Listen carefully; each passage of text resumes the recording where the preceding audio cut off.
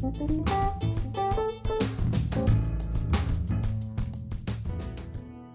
Porsche introduced the Cayenne in 2003, a lot of hardcore sports car buffs were absolutely horrified.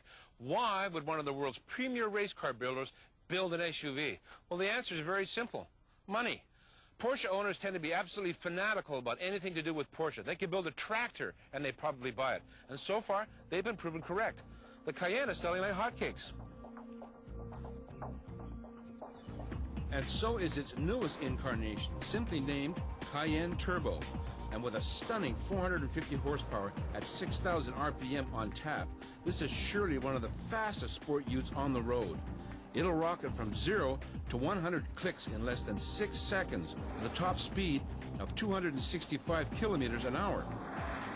Providing all this urge is a 4.5-liter V8 with twin turbochargers, mated to a 6-speed Tiptronic transmission and full-time all-wheel drive. Porsche is calling this their PTM, or Porsche Traction Management System. And briefly, it has a lockable center differential, which distributes 38% of its torque to the front wheels and 62% to the rear axles. This setup also uses a 2-speed transfer gearbox, an automatic brake differential to optimize traction, and an anti-slip regulation system for enhanced stability during hard throttle. But there's more to an SUV than a roarty engine and a highfalutin drivetrain, especially one that has a starting price of over $125,000. Inside you'll find leather interior, climate control system with an air-conditioned glove box, a 350-watt Bose sound system, and a keyless entry system that allows you to start the vehicle without using a key.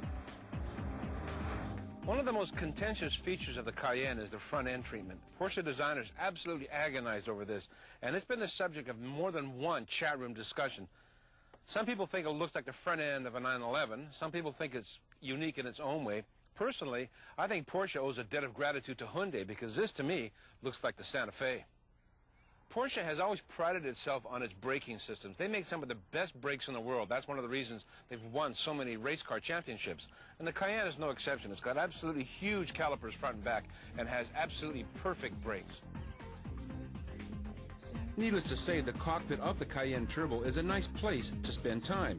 The controls layout and ergonomics are less random and arbitrary than the 911 series, and despite its rip-roaring performance potential, the Turbo is civilized, refined, and opulent. But my major gripe against the Cayenne Turbo has to do with practical issues. Where on earth are you going to put all this get up and go to good use? Not to mention, who is actually going to do any serious bog hopping or side hill gouging in a rig that costs $125 large? As a piece of automotive engineering, I definitely admire the Cayenne, but I think what bugs me about it is that the world does not need another V8-powered SUV, no matter how fast or powerful it is. And I really think Porsche's R&D could have been put to better use. I'm probably a voice in the wilderness.